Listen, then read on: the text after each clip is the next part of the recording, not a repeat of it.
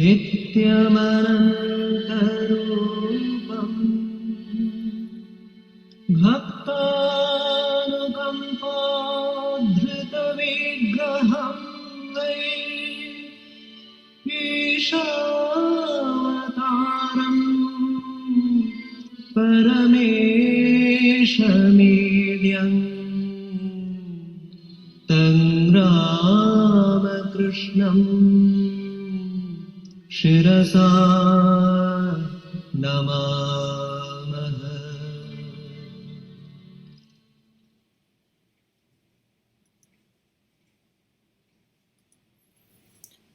Namaste everyone, and welcome to our Thursday evening class on the Bhagavad Gita. We are studying chapter 13, and so far we have covered two categories that Sri Krishna is explaining to Arjuna. The title of the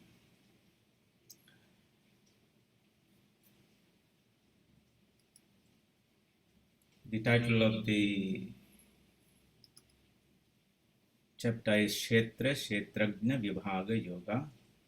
Kshetra means the field, what we might call nature or Prakriti. Kshetrajna is the Jivatma, that is the knower of the field. In a human being, in a Jivatma, or any embodiment being, the two, the knower of the field and the field, Kshetra and Kshetrajna, have become entangled, and that is what produces a human experience, our identification. In other words, we are a spiritual being having a human experience. The human experience is a product or a result of the consciousness of the Supreme Being interacting with Prakriti in a limited way. So it can be in so many forms, a human being, a plant, an animal, and all that experience is what entangles the jiva in this cycle of rebirths. The idea or the concept of liberation or mukti is to how to disentangle the jivatman from these clutches or the entanglement with nature or Prakriti. And so it's called Kshetrajna Vibhaga Yoga. So naturally, the main topics have to be explained separately, and then everything has to be pulled together. So Sri Krishna starts by explaining that the Kshetra part of it, the field of nature, starting with the five elements, Mahabhutani Ahankaro Buddhi Avyaktamevacha. Onwards, over 5 or 6 verses, he gives in great detail what is the nature of what are the qualities of nature, Prakriti, the gross, the subtle, and the causal aspects of it. They're made out of the 3 gunas, sattva, rajas, and tamas. And from chapter 13 onwards, you'll come across this reference to the 3 gunas, gunatraya vibhaga yoga, shraddhatraya vibhaga yoga. Vibhaga means separating them, analyzing them from the entangled combined states so that we can understand each one of them separately.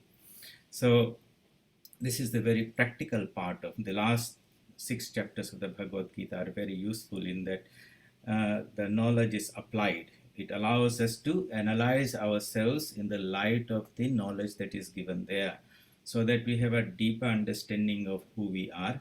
We're not only the body or the mind or the ego, but we are essentially a spark of the divine consciousness. All those aspects are analyzed in detail, and then we are told or explained why we are so differently constituted. The sattva, rajas, and tamas, these are the qualities in all of us, but the combination and permutation in each one of us is different. In some, the element of the guna of tamas is very predominant, and therefore there is so much darkness in Asia.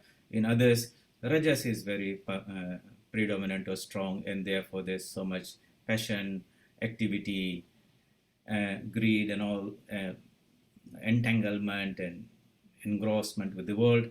And in others, the element of sattva is very much predominant. They cultivate it and through sadhana. And when that becomes predominant, then there is the light of knowledge, purity, beauty, goodness, kindness, compassion, unselfishness, and all those qualities called the Daivi Sampatti, the divine qualities are manifested. So from chapter 13 onwards, this type of analysis will be done, and with the help of those teachings, a spiritual seeker should analyze himself or herself. It is not there to judge somebody else, but it is there to reflect and introspect ourselves and say how we are constituted, where are we actually in the spiritual journey, and what would be the sadhana, the spiritual disciplines we have to undertake to go forward with respect to the ultimate goal of totally detaching ourselves from this body-mind complex and abiding in our pristine beauty and purity, which is the nature of the Atma. So that is the direction we are all going to over these last 6 chapters. And in this particular chapter, the Kshetra part has been described, and then the Jnana, the knowledge part of it, knowledge that will lead to this type of mukti or self-realization. Those qualities that we studied in the last 5-6 verses, shlokas, describing jnana, knowledge, etat jnanamiti proktam, Sri Krishna says, these are what is called jnana, and anything else apart from that is called ajnana or ignorance. We'll do a little bit of analysis on that. But we should not mix this up with jnana meaning self-realization or enlightenment. It is some vrittis in the mind, but they are disposed, directed towards self-knowledge, as opposed to other vrittis that are in the mind, which are directed to external world, which are classified as ajnana. And in a person where the jnana qualities are more predominant, such a person is then broadly classified as of having a what is called a divine disposition, Daivi Sampatti. And in others, where the identification with the body and the mind is so strong, the mind is sort of going out with the senses for external sense enjoyments, bhoga, indriya bhoga.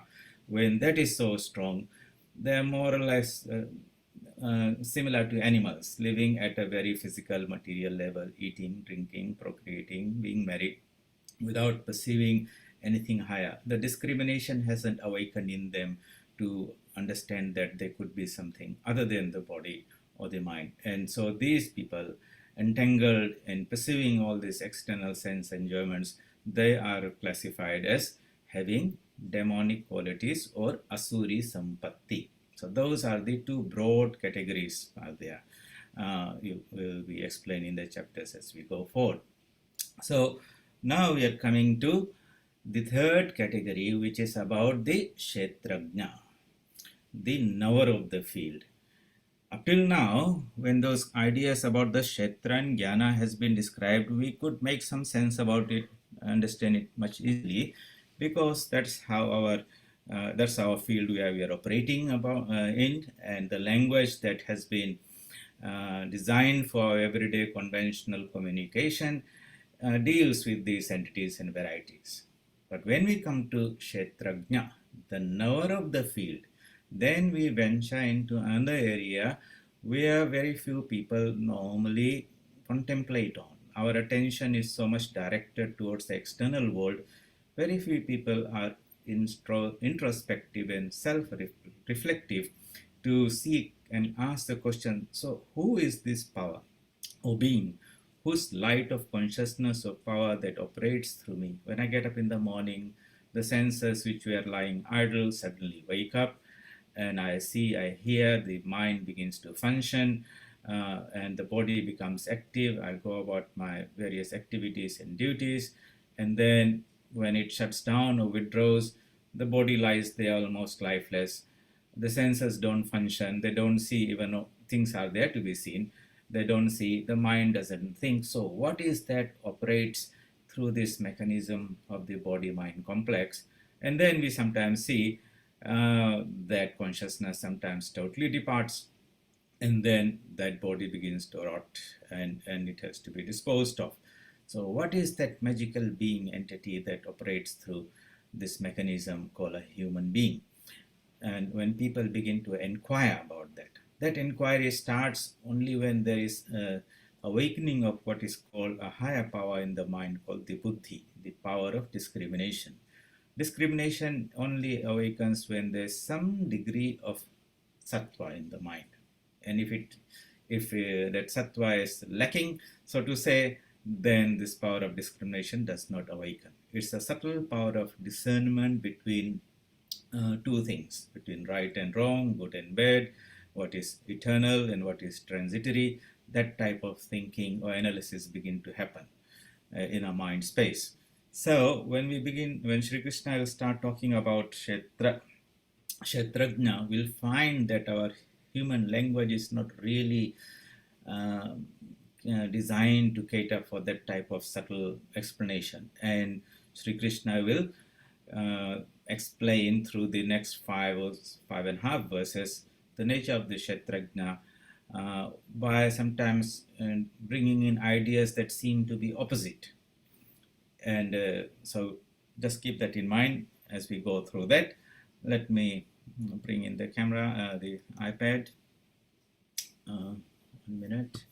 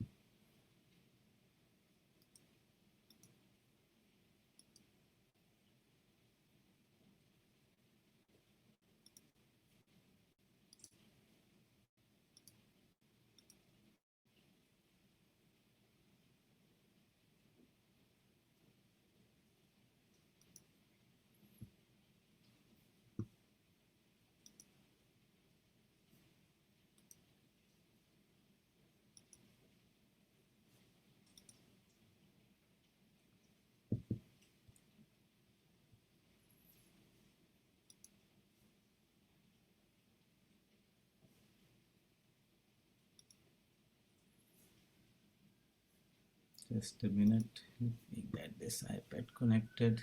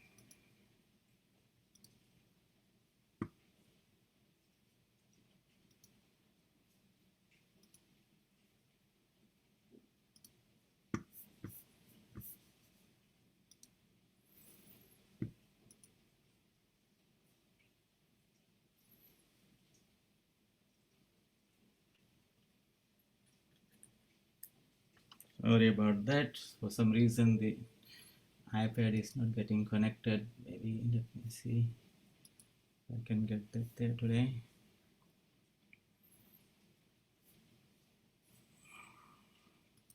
No, not having any luck with that.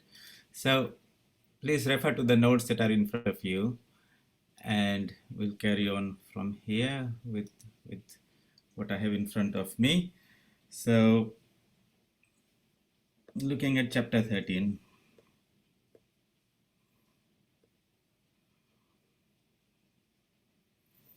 verse 12 is what we were looking last time.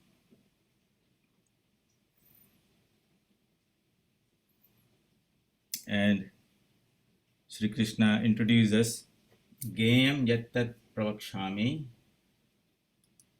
Yad Jnatva Amritam Ashnute Anadimat Param Brahma Tat Sat Tadnasat Chaduchate.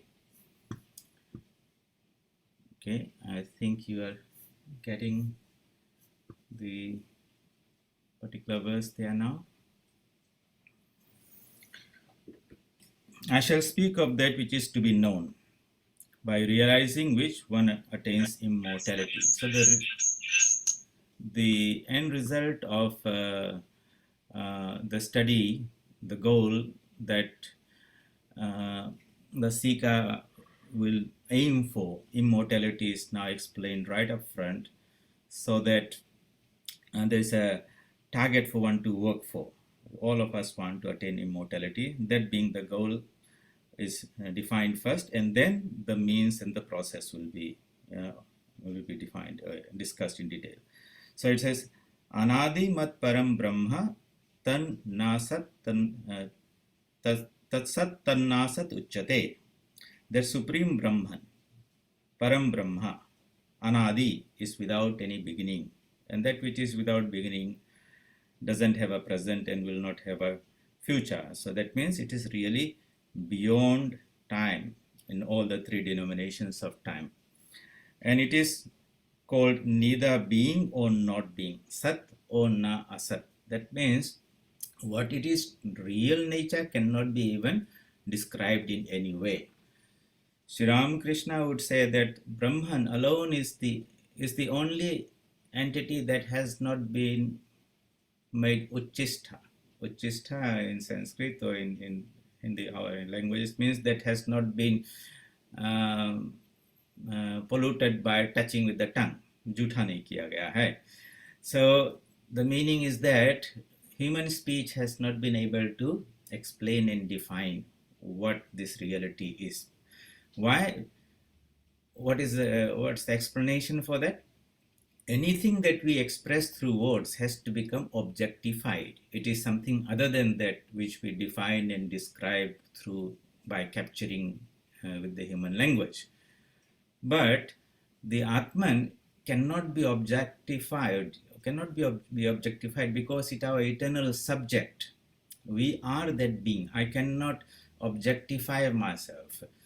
If I objectify myself, then I'm no longer the subject. That means I can't jump out of myself and look at myself. The Atman cannot do that. So therefore, it can never be an object. And since it cannot be object, it cannot be captured by human language, speech, or by mind. So it is called, in the scriptures, it is said it's beyond mind and speech.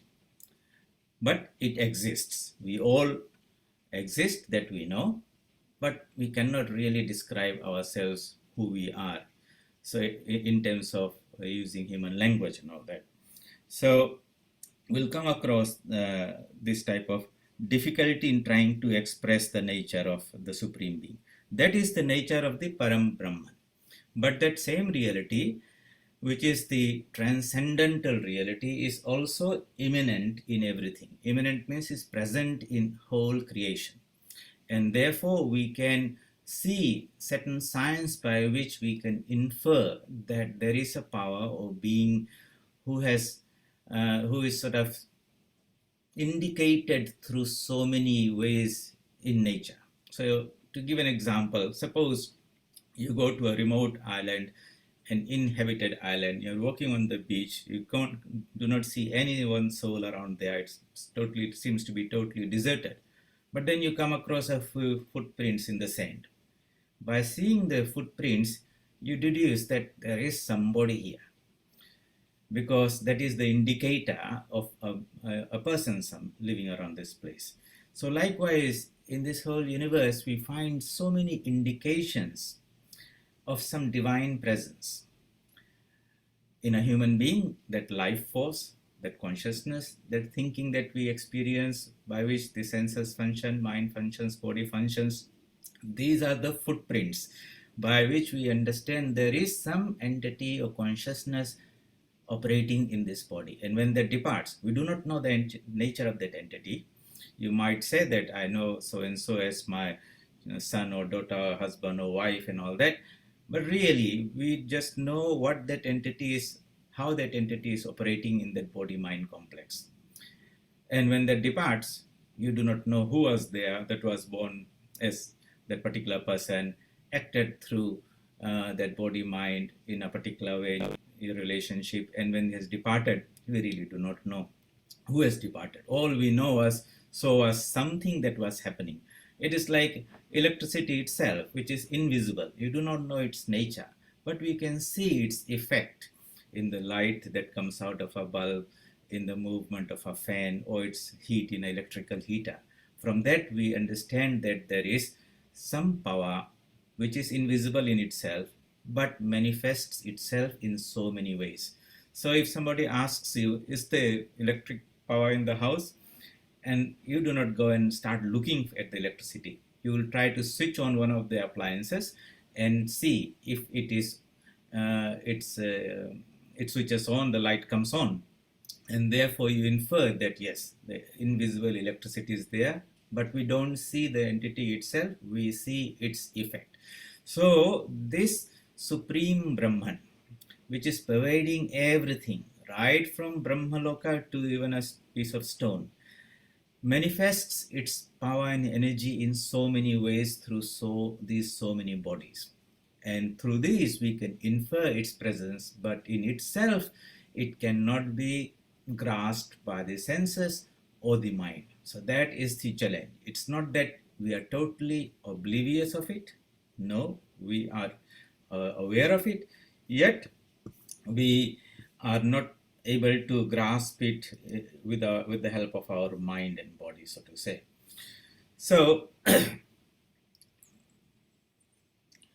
the next verse says, Sarvata pani padam tat sarvato akshi shiro mukham sarvata shrutimal loke sarvam avritya tisthati.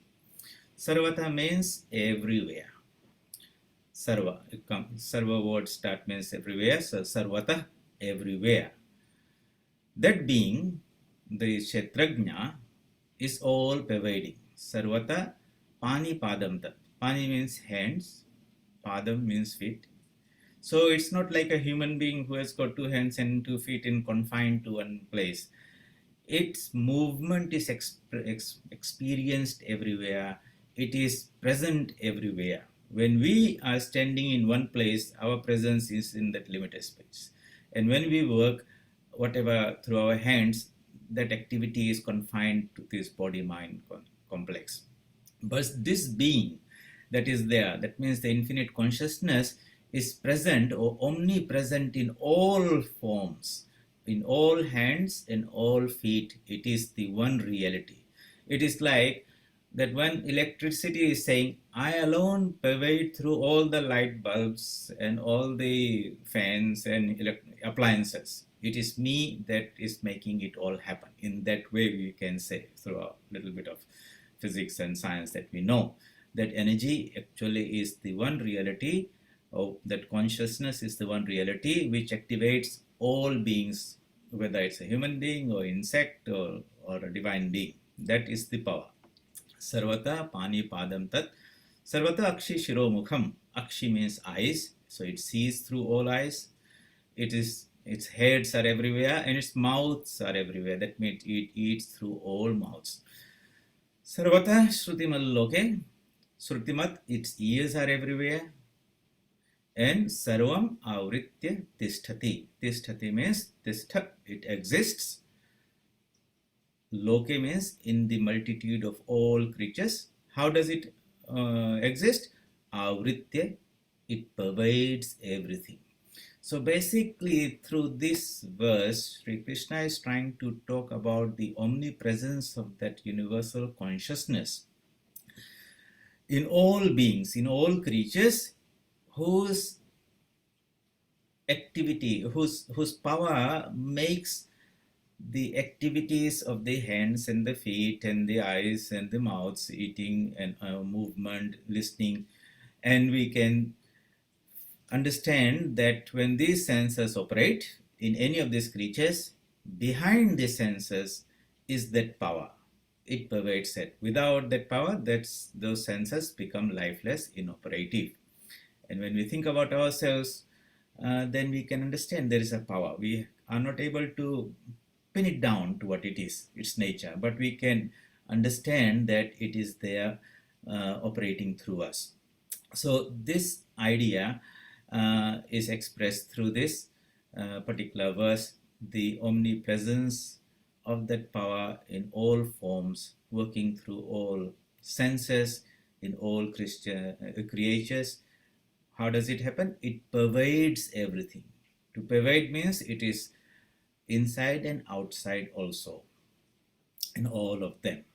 So we can see the challenge that Sri Krishna is already facing, trying to talk about something with the help of what is indicated, but itself cannot be captured there. Then in verse 14, Sarve Indriya Gunabhasam, Sarve Indriya Vivarjitam, Asaktam Sarvabhrichaiva, Nirgunam Gunabhoktri cha. Sarve Indriya Gunabhasam. Abhasam means shining through. Guna means the functions. Sarva, all. Indriyas, these are the senses. And senses, how many senses are there? Indriyas are there? They are 10 plus 1. 5 of them are the Jnana Indriyas, organs of knowledge, which are your eyes, ears, nose, skin, and tongue. And then the other 5 are the Karma Indriyas, hands, feet, mouth, the organs of excretion and regeneration. 5 plus 5 is 10. And the 11th one is the mind. Mind is also classified as an Indriya. So these are the functions that we see, organs that we see are operating in a living being, but they do not operate on their own. They seem to be alive, to be full of life, have vitality and action, but they are only able to function when the light of the consciousness is present behind them, shining through the functions of all the organs. So that is the indicator. That means when we want to see whether somebody is alive or not, the doctors would come and check out whether the senses are functioning, if the vital sense forces are there or not, heart is beating, or the breath is there or not. And if none of those functions senses are functioning, then he will claim that the soul has departed. That means whoever was there was making all these things happen behind or operate the senses is no more there, and therefore that person is now declared to be dead. So Sarve Indriya Gunabhasam. Then, so we see its presence behind the operation of the senses. And then the next half of the same verse says, Sarve Indriya Vivarjitam. Okay, so this is Vivarjitam means it is devoid of all senses. Shining through the functions of all the senses, yet devoid of all the organs. It itself does not have any organs, but it sort of shines through the organs that are embedded in the body, in the brain and the mind. So, Sarve Indriya Vivarjitam. Asaktam Sarvabhrichaiva.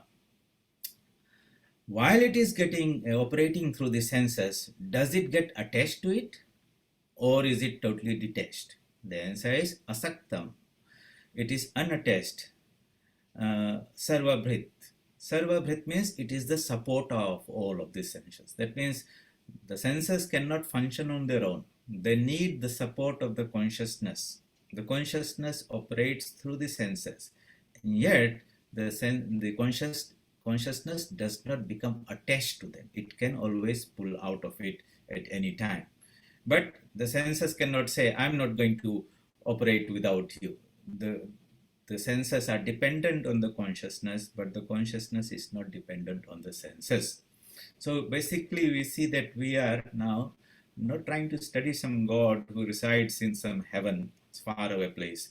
we are trying to analyze this, our own body-mind complex, and trying to see that the divine presence is verily present within us as the Jivatman, but we are trying to analyze and become aware of its presence all the time.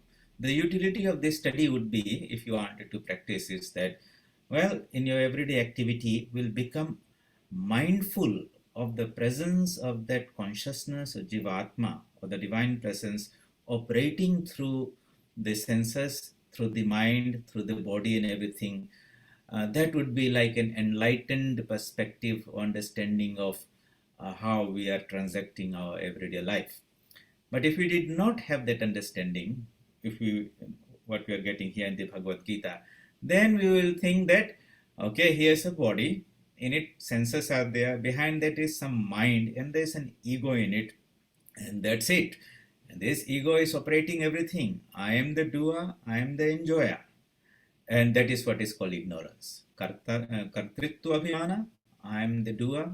Bhoktritva abhimana, I am the enjoyer. This is what is called ignorance, and majority of people suffer from this. In the light of this two verses so far, we have been introduced to a new entity which is called the Atman, Ch13, whose nature is pure consciousness. It is all pervading in everything.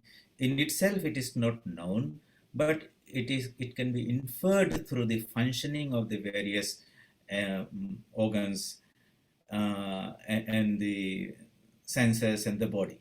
So basically, the new idea that is now developing, the new perspective of ourselves that is now growing through our understanding that is evolving, is that there is another entity inside us which is different from this body-mind complex, which operates all this body-mind complex, yet it is unattached through it, and it is the support of it.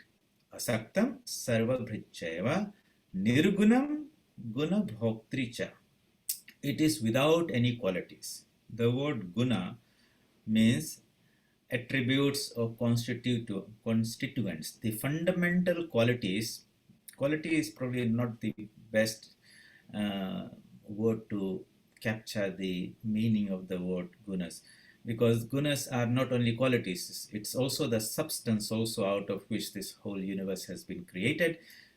Everything right from the supreme abode of Lord Brahma right down to a blade of grass or a piece of stone is made of these three gunas in different combinations and permutations. These are Sattva guna, Raja guna and Tamo guna.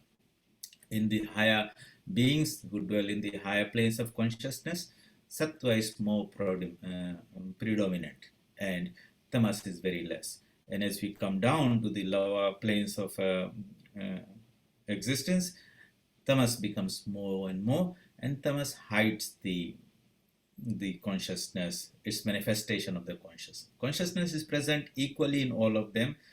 In the divine forms, it is more luminous, it's more visible, its expression and manifestation is more. In the Asuri forms or material forms, it is also present there equally, but its manifestation is very, very less, relatively less. So this entity is beyond the three gunas, nirgunam, beyond sattva, beyond rajas, and beyond tamas. And that's why it's called Trigunatita. Trigunatita. Atita means beyond the three gunas.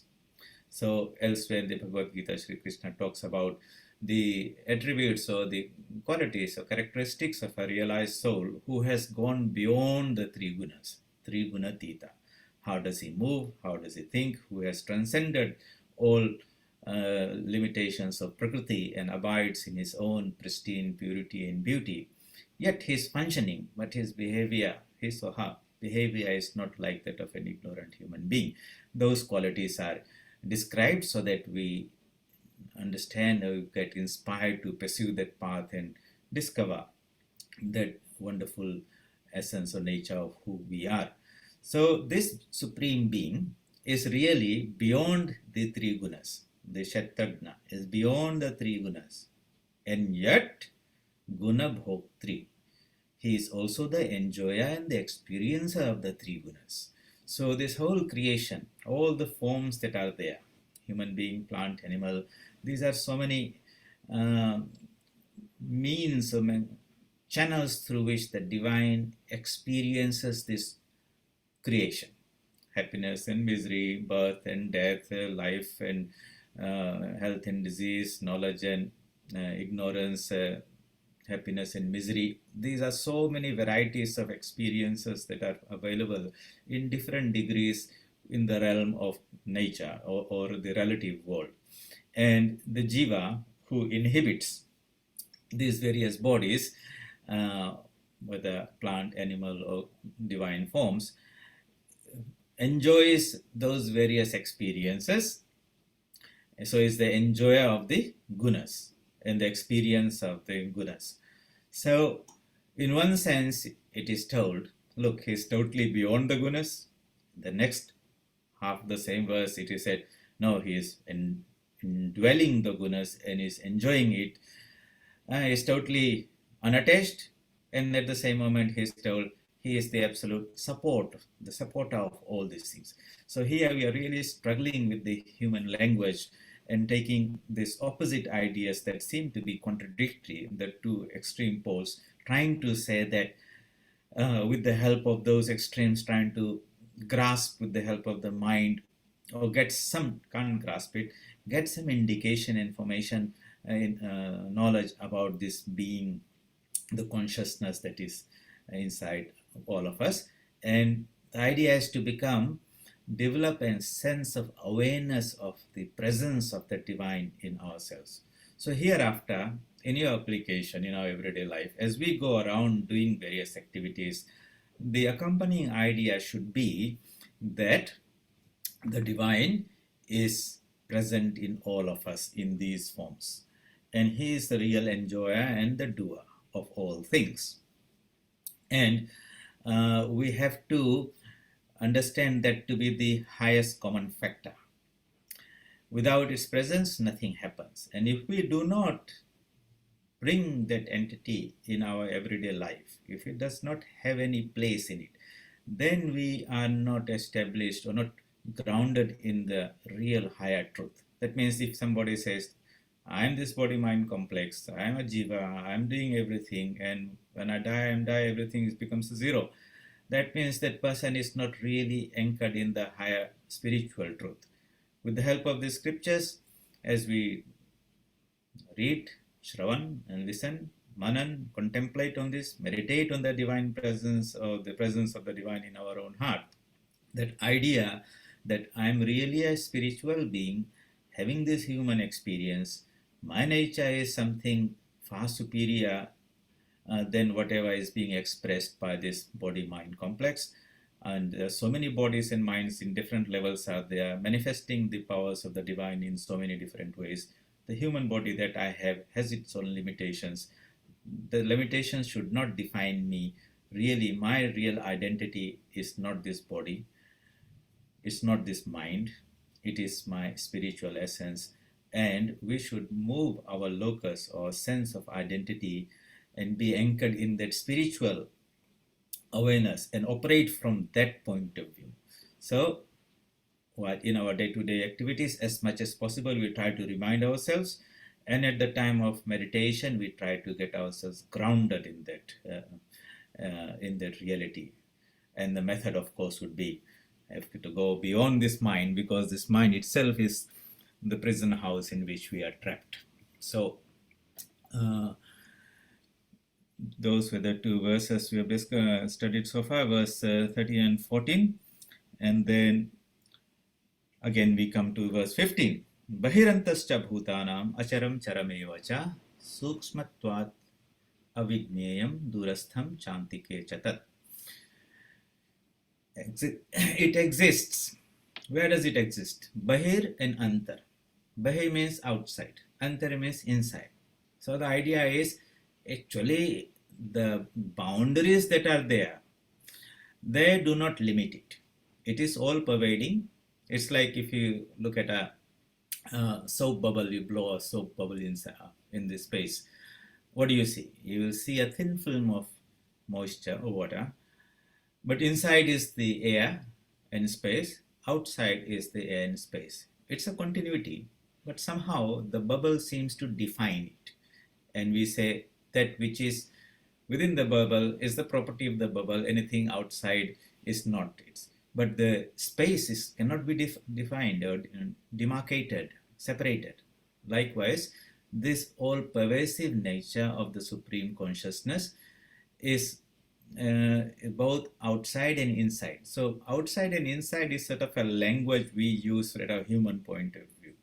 I am something that is contained within the boundaries of my skin, and anything that is beyond it is called outside, within and outside, bahirantascha.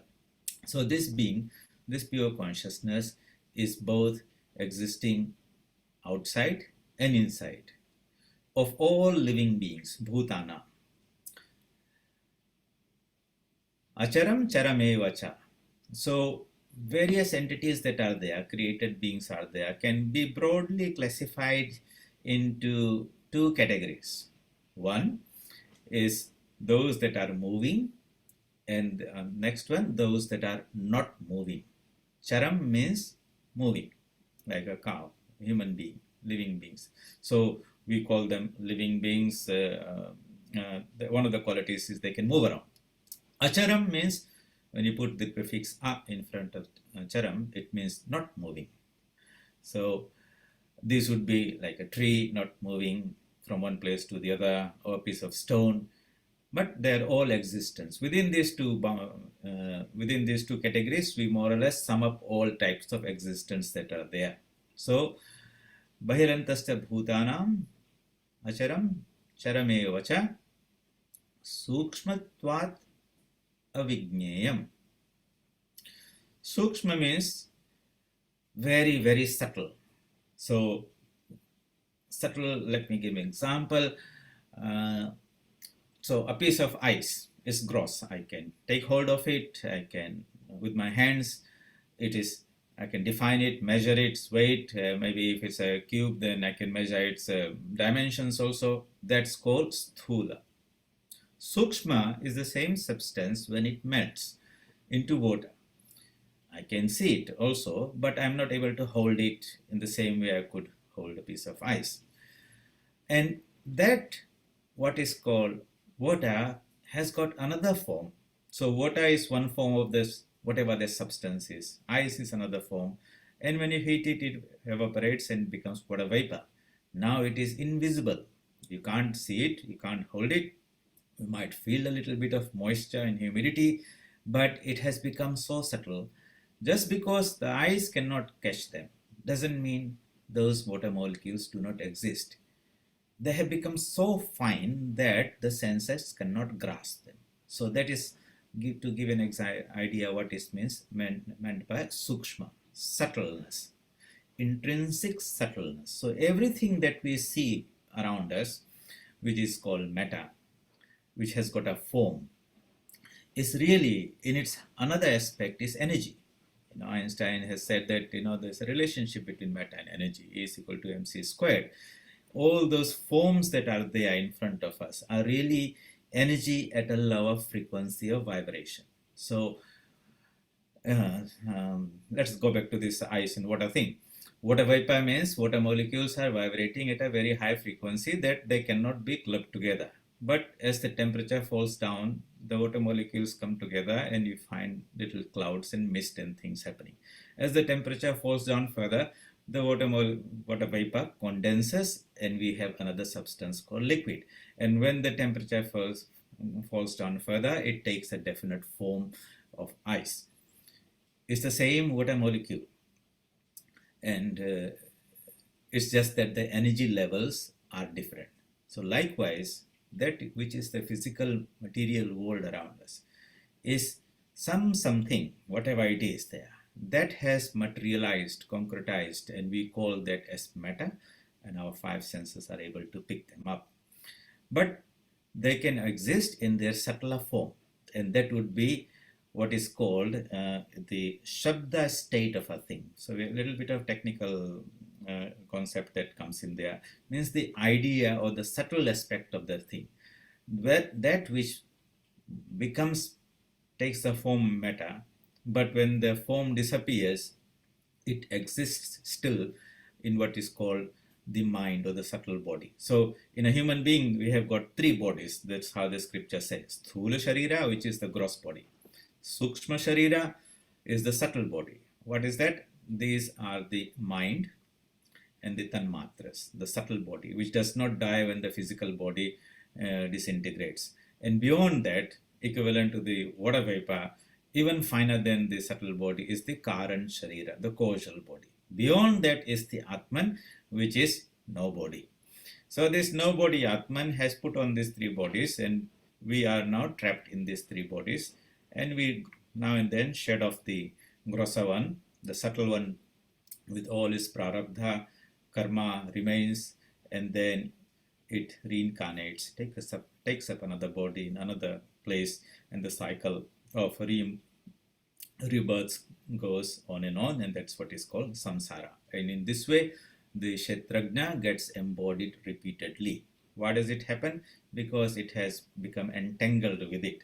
And the method would be to disentangle, to decouple the Purusha from Prakriti, and that is the whole goal of spiritual practices. And when that is realized, then one is called Brahmagyani, self-realized soul, or that's called Nirvana, Bhagwan Labh, Sakshatkar. Different types of words are there to define that particular attainment. So Sukshmatvat, because it is so subtle, avigneyam, it is not known, it is not grasped by the senses. But if you develop the subtle perception, then it will become available to you. So if somebody says, okay, on a piece of very clean piece of paper, there is nothing there, it's just very clean, the no entities. But if you put that same piece of paper under a microscope, you might see some virus and bacteria wriggling along. Why did not the gross eyes see them? Because they do not have that subtle, the capacity of the subtle perception. But through yoga, through practice, what happens is the yogi or the spiritual practitioner develops that higher power of perception by developing the power of concentration. It's like looking at something through a naked eye, then you look through a hand lens, suddenly the power of magnification reveals certain things that were not available to the physical eye. And when you put that through a higher powered microscope, then more and more details will be available as we go deeper and deeper.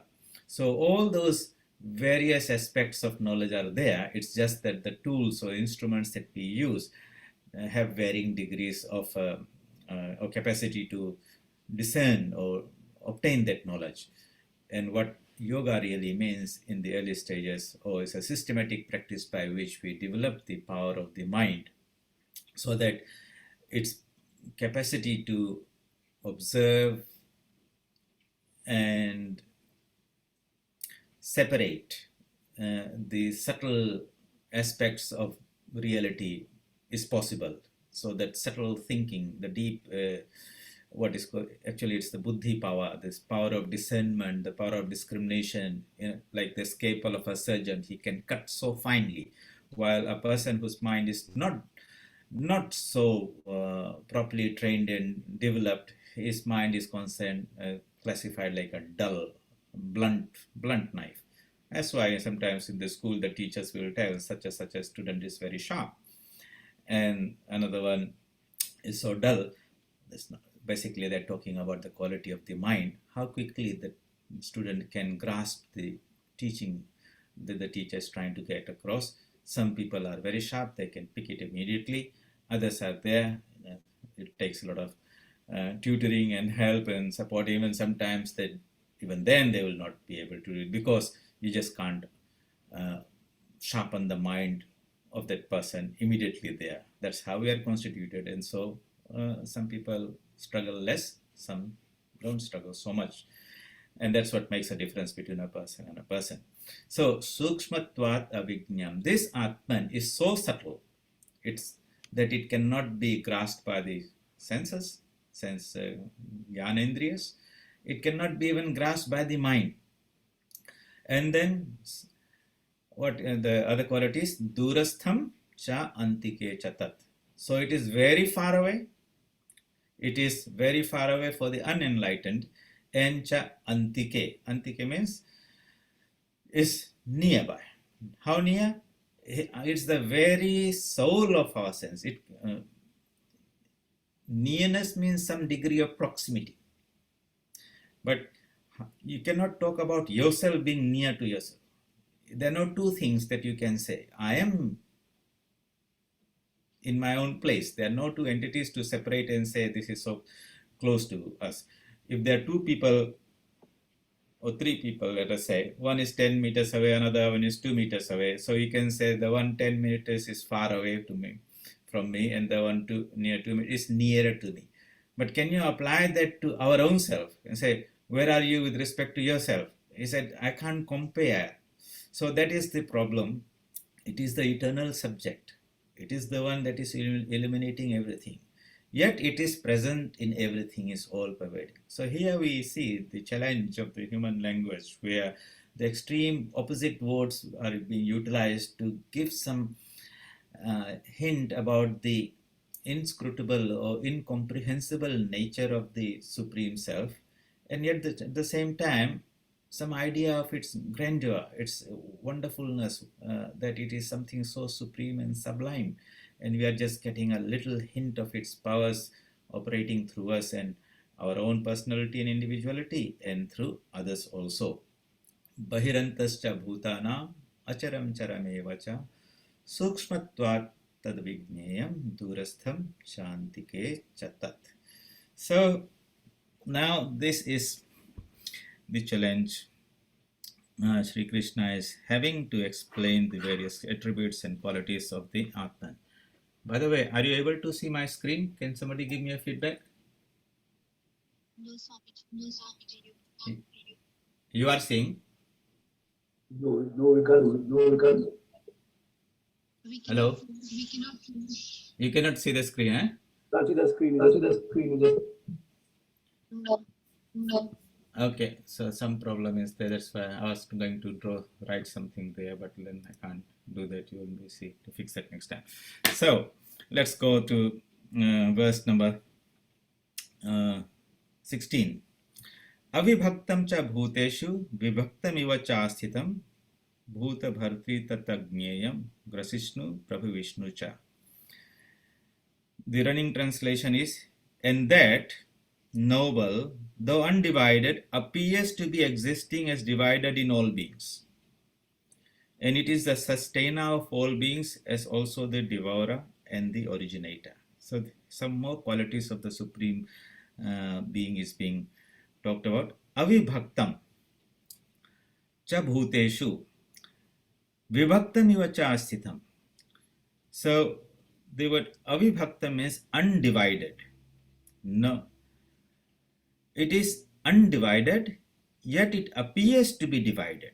So like space, sometimes in the Upanishads, one of the examples that is given as a symbol of the universal consciousness is space. So space is unlimited, undivided. But we build a building, and then you have got so many rooms, and this is office space, that is dining space, and this and that. As if the walls have now limited them in certain floor space or so much volume in there.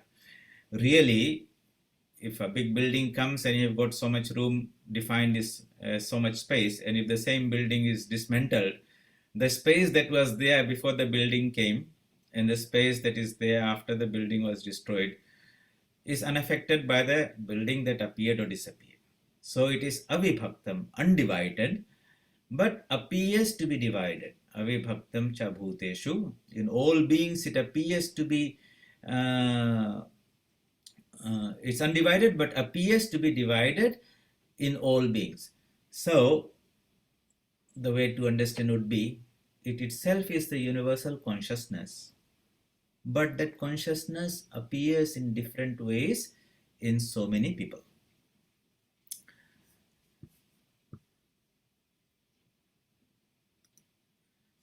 Okay, so that consciousness in itself is undivided, but appears to be divided in all beings. Avibhaktam cha bhuteshu vibhaktam iva, as if. Iva means as if. It's not really divided, but it appears to be divided. Iva Ch13. So the word to word meaning, and that Nyayam means noble, that is the entity that we are, the Ch13, is undivided, avibhaktam. Iva Sthitam appears to be existing as vibhaktam in all living beings in bhuteshu. Bhuta bhartri tatagnyayam grasishnu prabha vishnu cha. And cha means and the noble appears as bhuta bhartri, sustainer of all living beings.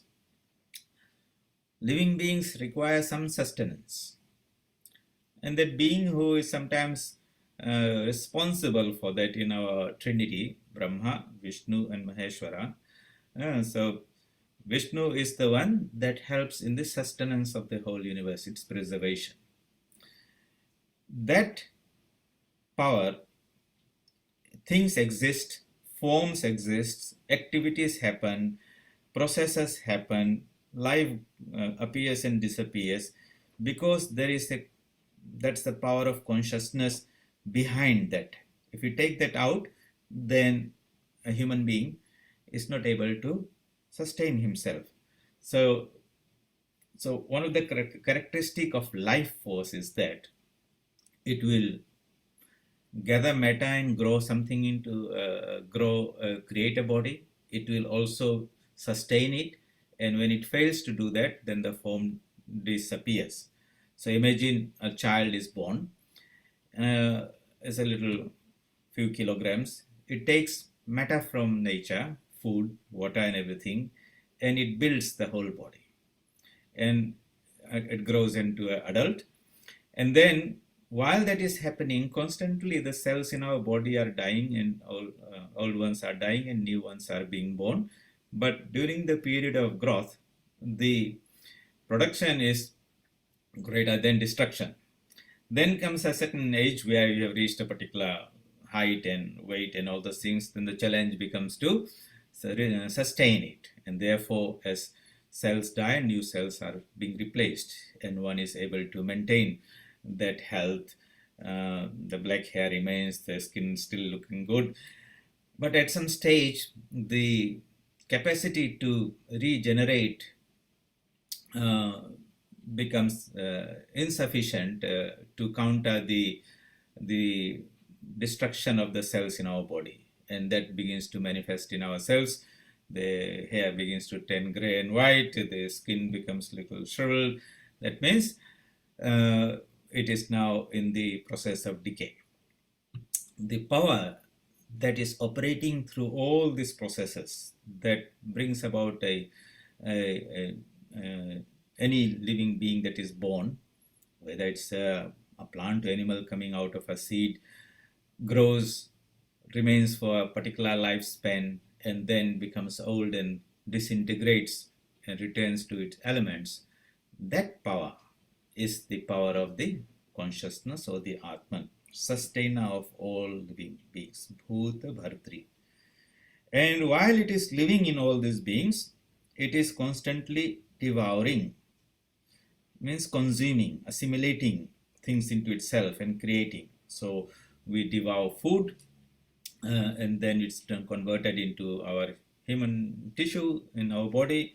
Likewise, the power that is responsible for maintaining a particular form, a living being, a plant or animal, obtains its resources, its ahara, food, substance, that is building material, so to say, and it is the originator. It casts them in different forms, gives them different shape. So, and that's how this whole creation of all beings come. So that everything that comes in this universe does not happen in its own magical way.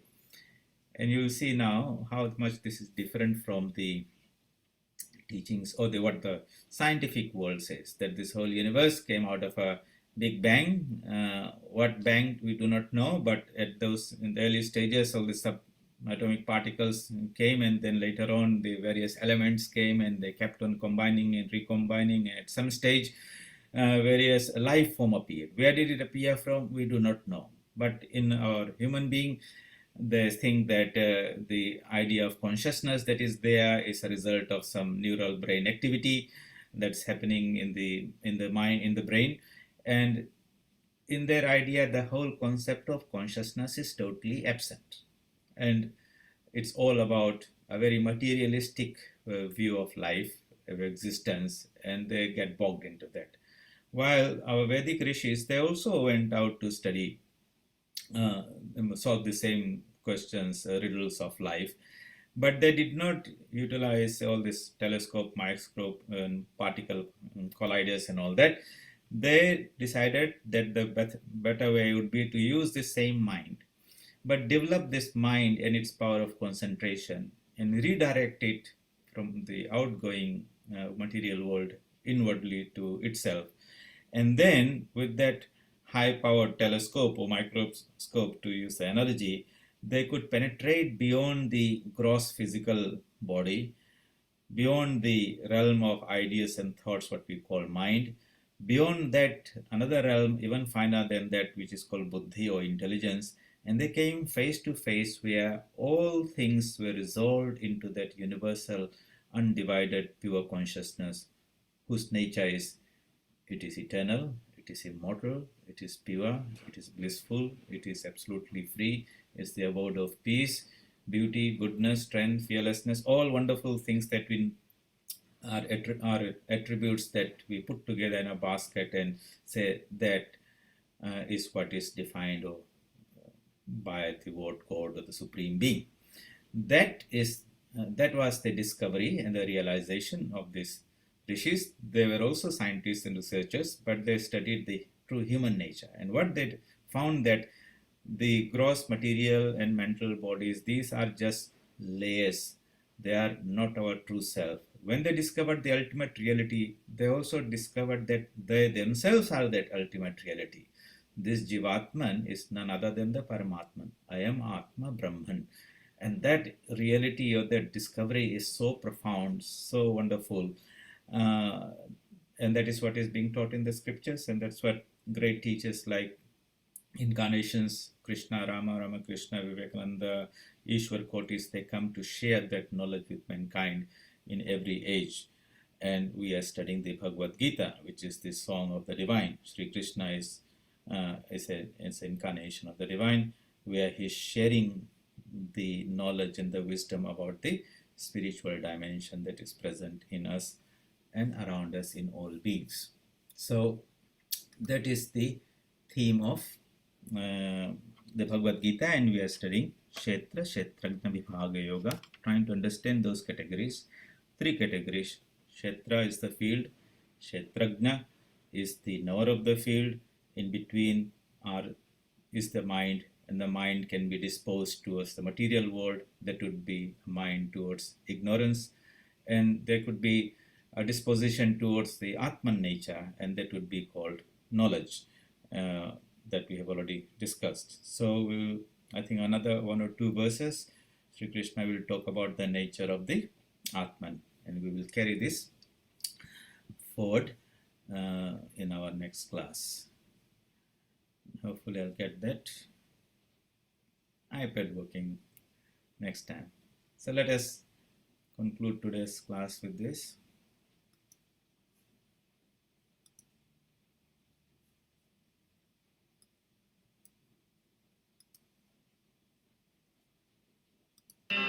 Om Purnamadah Purnamidam Purnat Purnamudachyate Purnasya Purnamadaya Purnamevavasishyate Om Shanti शान्तिः शान्तिः शान्तिः